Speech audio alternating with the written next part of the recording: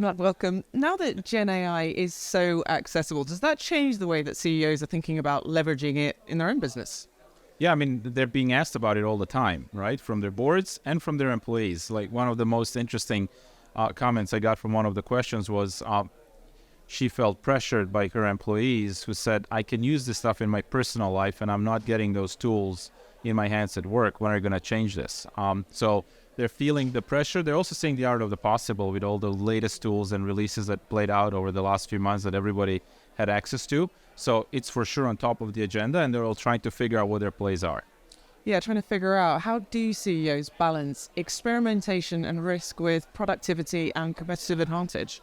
It's all over the place. Your question asserts that they have all found the balance, and the reality is that's not the case.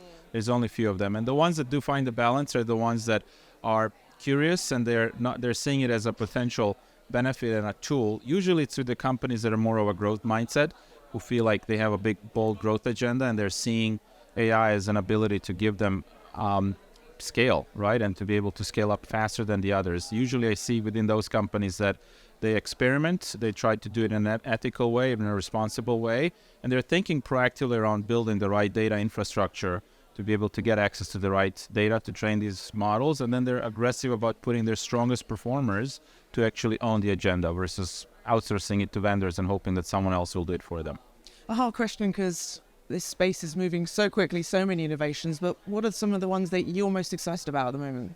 Yeah, for me, it's things that are in the pipeline. When I look at the roadmaps of a lot of these products, I think we're seeing 1/10 of what is in the pipeline, where a lot of the new patterns, when you put all this data into all this compute power, a lot of new interesting patterns emerge from it that are totally new and would for you to be able to pick it up, or for me, we would need to have essentially encyclopedic knowledge to be able to pick out those patterns and to even notice them, right? So now we have these large-scale models that can pick up on those patterns and just put new signals to us into our decisions. So I get most excited about things that are targeting the super users, people that are deep in their field.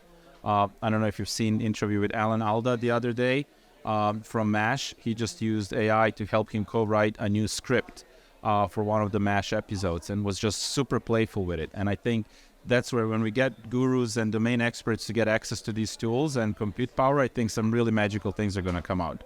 How big is the gap between what the public understands and where we are actually at with AI? Because there's a lot of fear, I think. There is fear, but also when you talk to the AI companies, a lot of the leading ones, I have the privilege of seeing their roadmaps. The stuff they have, they don't even want to share because they don't know how to control it, how to manage it, how to put the right guardrails.